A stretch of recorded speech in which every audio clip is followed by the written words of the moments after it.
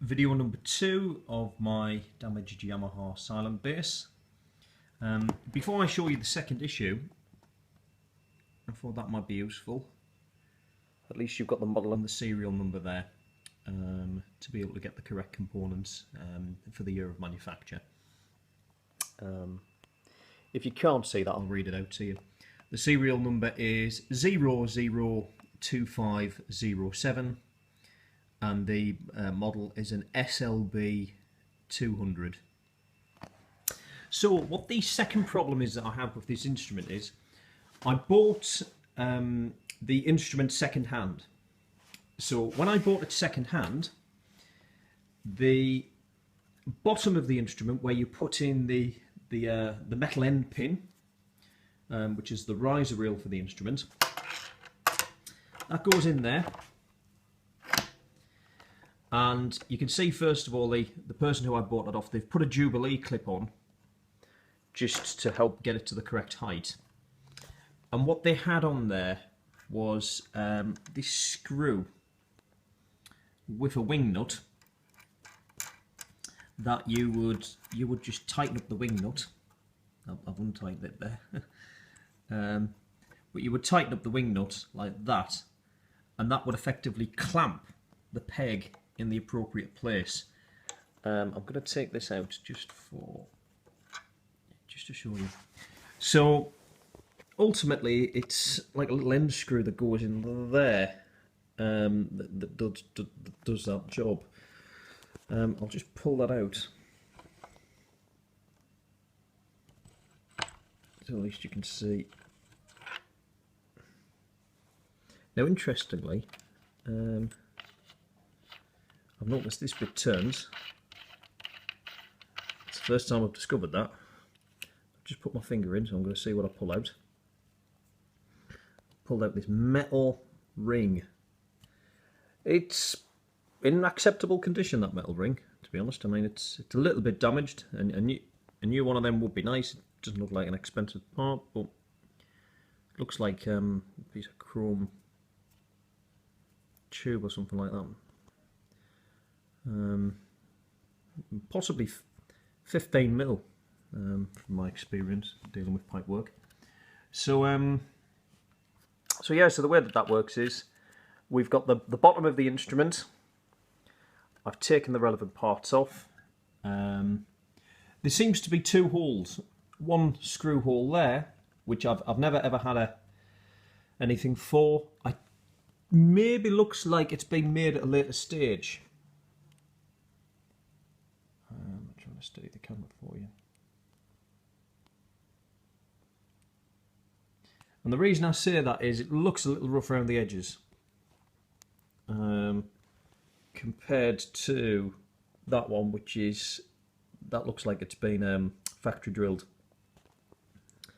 So yeah, I think that one's been made afterwards. I think that might have been an attempt by the last person to create a clamping mechanism. So I've put this piece of metal in there like that.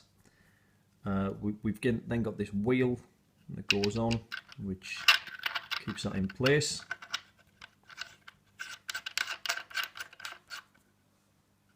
That's fine. You can now see the piece of metal in there, and also on the top. We've then got the peg. Sorry, well, it's a metal pole, this panning pole. What the gentleman's done, who I bought this off, on the bottom of it, he actually has used a boot off a walking stick. So that's actually from a walking stick there. Just so happens it's the right size. Looking at the top of it, I think there's a rubber grommet on there. Yeah, there is. Just pull that back. So I've got the boot of a walking stick there on the bottom, and then either side of the Jubilee clips you can see I've got two rubber grommets, which are the same thickness as the pipework, and then obviously he's put a Jubilee clip on. So if I pop that in there, excuse me, excuse me, sorry, lucky I'm not a professional video recordist. So that's gone in there. That's great. To be honest, that hasn't worked too bad. But the problem I've had now is this screw with the wing nut on. I'm going to try and see if I can balance this so I can somehow show you with two hands. The wing nut was very much jammed on this screw. I think it was wound back really far, so the wing nut was towards the screw head, and there were a couple of washers in place dealing with that. The upshot of it is, now when I try and screw that in, what happens is the wing nut comes loose at a certain point from the screw head, and the screw head's not protruding in and gripping it anymore.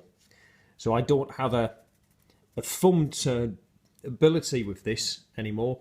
I have to try and use a screwdriver in the top, which can be quite challenging to say the least. But I'll demonstrate this in practice. So it looks like there's two. Hold it back.